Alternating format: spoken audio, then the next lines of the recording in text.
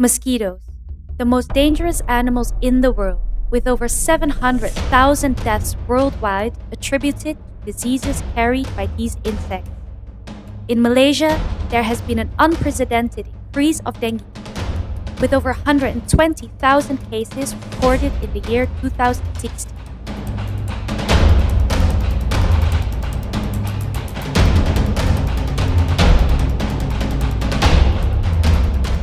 Dengue is hardly only a Malaysian issue. The disease has seen a surge in morbidity around the world, including in India, the Philippines, even Hawaii. Zika, another virus carried by the Aedes mosquito, has also been in the headline. This disease, which has been shown to have a link with the increase of incidences of microcephaly in unborn infants, has been detected in over 70 countries today, potentially putting about 2.6 billion people at risk. The WHO chairperson, Dr. Margaret Chan, said that it is the failure of the mosquito control policies that set the stage for the emergence of Zika that has become a worldwide health emergency. I am now declaring that the recent cluster of microcephaly and other neurological abnormalities reported in Latin America, following a similar cluster of French Polynesia in 2014, constitutes a public health emergency of international concern. Recognizing the fact that new innovations are needed to tackle the issue of mosquito-borne diseases, the Malaysian Ministry of Science, Technology and Innovation has supported a holistic mosquito control toolbox.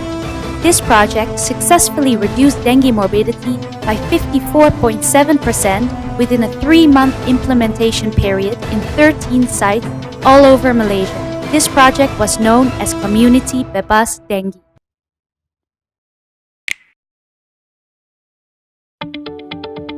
Traditionally, poisonous pesticides have always been used to control the adult mosquito population.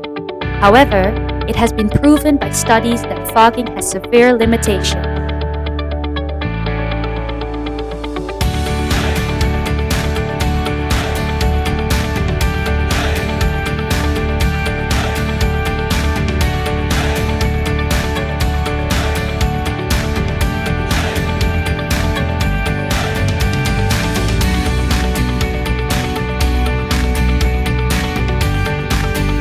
Traditional methods are, as we all know, is fogging, and what we do extensively is we just basically, whenever there is a dengue case reported, and then there is a reaction to that by the authorities, and this could be a week later, 2 weeks later, a team of foggers will come and they will fog the area and they go away. These chemicals, we have realized, they're designed to be toxic. They're designed to kill the adult mosquitoes. They kill on contact. Now, what do you mean by neurotoxin? Neurotoxin means it is toxic to our nervous system. The nervous system of the mosquito and the nervous system of the human being, they are the same. Just the only difference is really the size. Some part, albeit a little, will die on contact.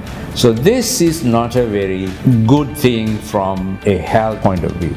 Now, we have the mosquito issue, we got humans. What about the other desirable insects? What happened to all these dragonflies? What happened to the butterflies? What happened to the bees? What happened to all these that are insects that we need to have around us, that are beautiful, that are part of our nature, and they do very good things, they pollinate, they are such beautiful, wonderful creatures. We are indiscriminately eliminating them because of this very, very basic, old, archaic, conventional way of dealing with the adult mosquito.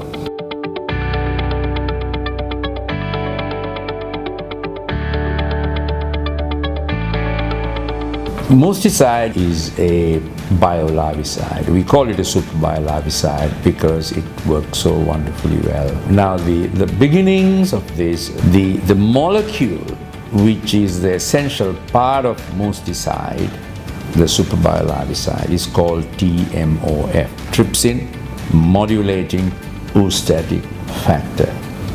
This was discovered in University of Florida in 1985, and in 1999 they brought it out of the laboratory. So from molecule it came out of the laboratory into the commercial world, and then they actually had it registered through the American Environmental Protection Agency.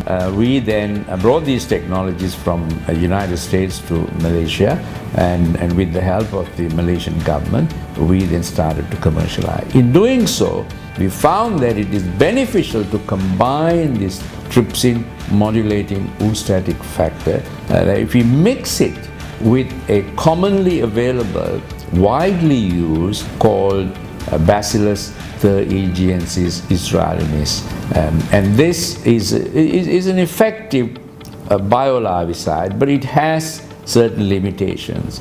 Now, once we combine the two, we found that the efficacy of the BTI is lifted by 35-fold. So this is what we call a biological synergy. Then what we did was we then added these two active ingredients to carriers, or mixed it up with carriers, in some instances with rice husk. We call it musticide rice husk, which can be used to deliver or to spread out on the ground, in the field, for spot applications, find where the mosquitoes are breeding or they're laying the eggs and the larvae are hatching out. You can spot these places and go and apply small amounts. It's very, very handy. You could also use this inside the house.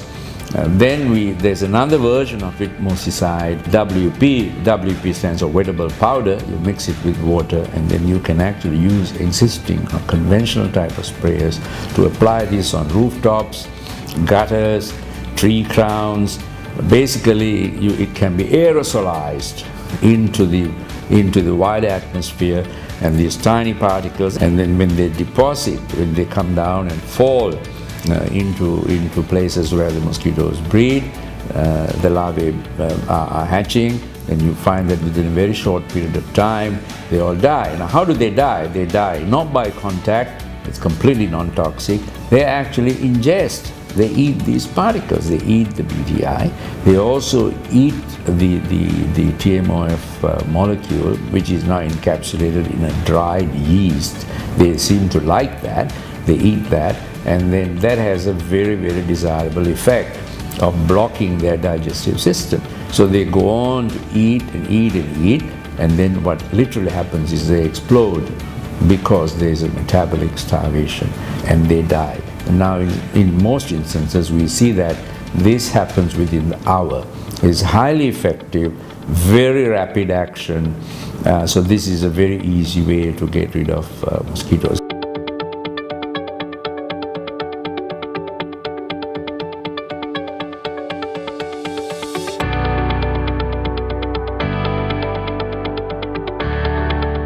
Research around the world has shown that the sufficient usage of lethal OV traps can reduce the population of mosquitoes.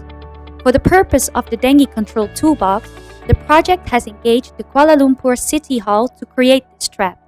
The version that is used in the control toolbox was developed by the head of Vector Control Unit of the Kuala Lumpur City Hall. This is the Aedes larva OV trap, or for short we call ALOT.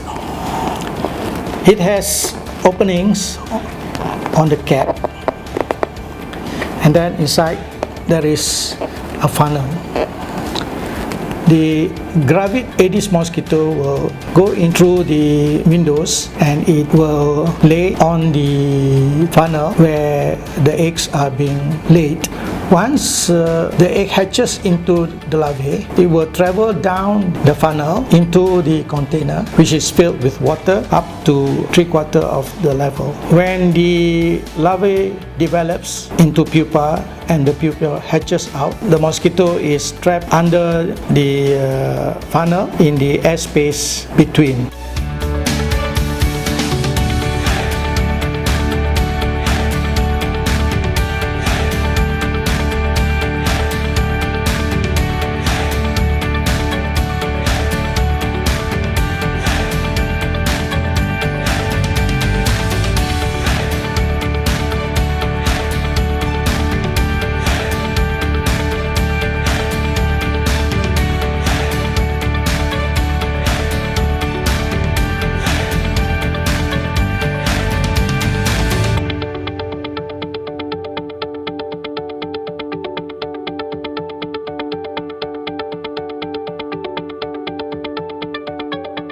Dengue Plus is completely safe, and the active ingredient is the proprietary name is EGX101, and it's a botanical, it's a derivative of a botanical. So what we've done is we formulated that together with other non-registerable, very safe ingredients, and you can use it as frequently as you like on adults, on children, on babies, on pregnant women with no harm whatsoever. So therefore this Dengue Plus is actually exempt from any registration because of its very, very well-known, highly recognized safety features.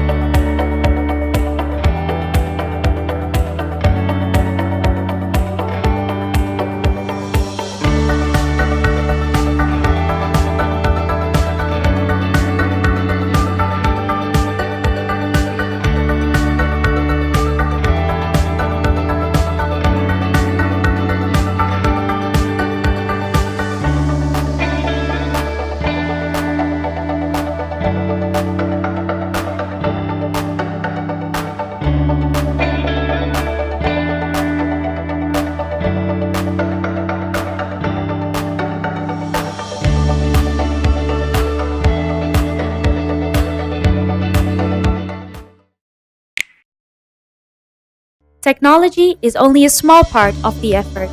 To build a holistic mosquito control solution, an implementation methodology was needed.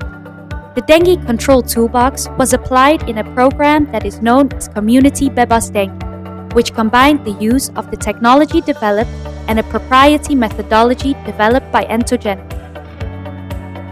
These products are only as good as how they're used, and we need the help of the community. We need to have KBD programs or equivalent programs in different parts of the world. You can't simply apply a product and walk away and think that it's going to settle the issue. It doesn't work like that. You have to engage the community. You have to have a movement. You've got to have a sustainable level of interest in the community and pass on part of the responsibility to them.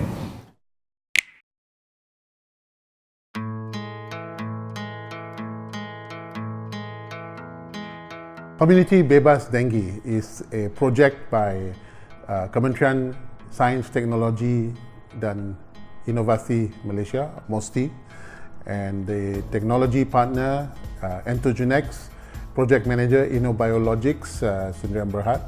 Together we have collaborated to deliver this program, which is an initiative to drive dengue awareness, dengue control, educate the communities about dengue, and to empower them with effective tools to control the problem of dengue in our society. We have seen a lot of dengue problem in this region, especially during the dry season. So it's a threat until we saw hospital cannot cope with this dengue epidemic. So we wanted to more or less to instill this, the root cause. I mean, there's no place to collect the water, all that. So the best way is to tell the young people, especially young children. In our strategy of communications, a very important stakeholder group, of course, in communities were children. Children, of course, needed a special approach when we talk to them, when we try to communicate with them, and they are important stakeholder as well, as they are key influencers in any family unit, and they also have a strong influence over parents' decision making in homes. So when we were considering our approaches to communicate with children, we were looking at most effective means. And we thought that the most effective tool that we could use is none other than Malaysia's most popular animated cartoon characters, Upin and Ipin, which have a tremendous following among Malaysian children.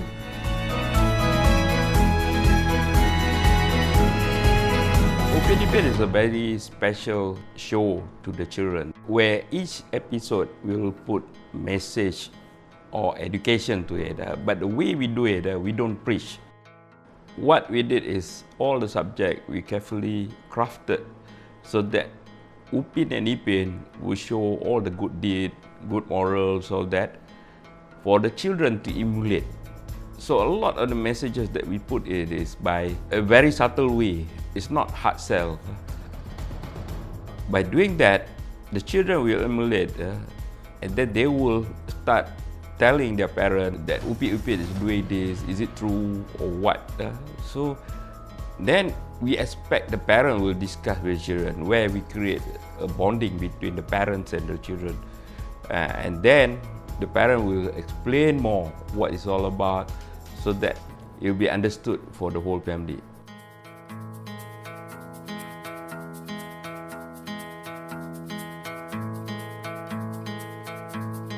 Now, we saw this very special bond between children and these wonderful characters when we saw the response and how children reacted to them when the programs were first aired on television. The 3 special episodes under the Upin and Ipin series were created specifically with the core messages of Project Komuniti Bebas Denggi. It was designed to instill upon children an awareness of how Squad Bebas Denggi, which is the channel for reaching out to communities, will work, how they can also drive their family members, their neighbors, their friends to come together, form Squad Bebas Denggi, and thereby work collectively under the program Komuniti Bebas Denggi, using the tools that are provided, the larvicide as well as the larvae trapping device a lot, and also Dengue, which is the lotion applied to protect ourselves from mosquito bites. These are all effective tools developed under biotechnological developments that Entogenex has collaborated on together with Mosquito over the years and are now readily available in the market. But more importantly, we have been able to drive this communication strategy to impose upon children the knowledge. They are in a way that they understand and spontaneously pick this up and share these messages with their friends.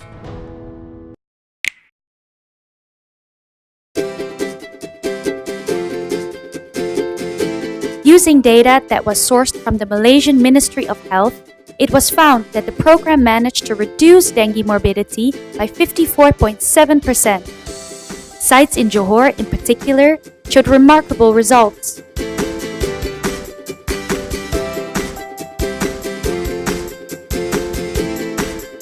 To me, the success of KBD, or Komuniti Bebas Denggi, is because we engaged the community very closely.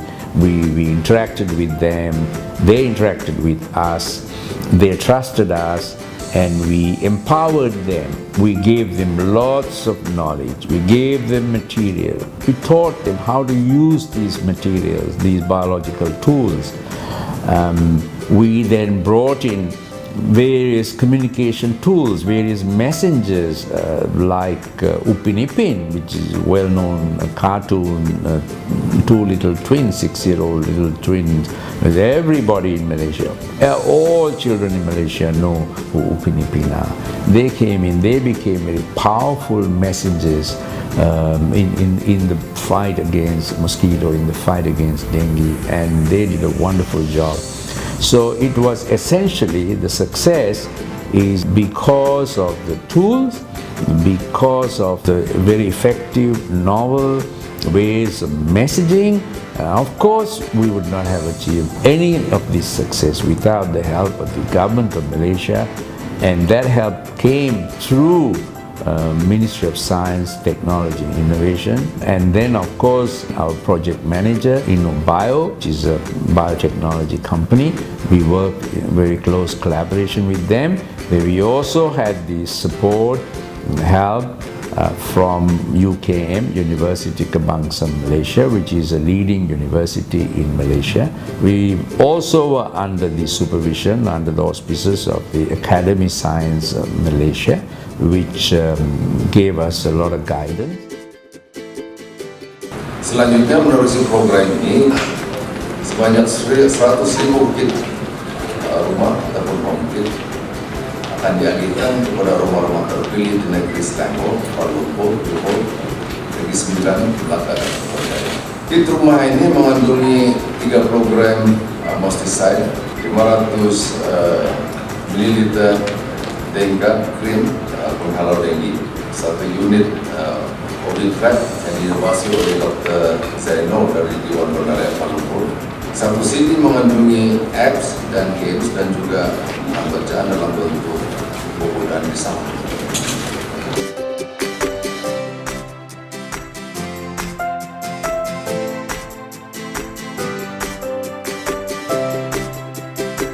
So it was a movement. We had a movement in 3 states, in about 30 sites, covering about 20,000 homes, touching almost 100,000 people. So it was a big collective effort. And that is the reason that we succeeded. In my opinion, it's a great success and it should be replicated in other parts of the country and perhaps in other parts of the world. KBD was such a success that we have attracted the interest of Singapore, we've attracted the interest of Brazil, various government agencies, in fact even attracted the attention of United States State Department. We've had visitations from them. We're in discussion, see how we can adapt and adopt some of these success stories in other parts of the world.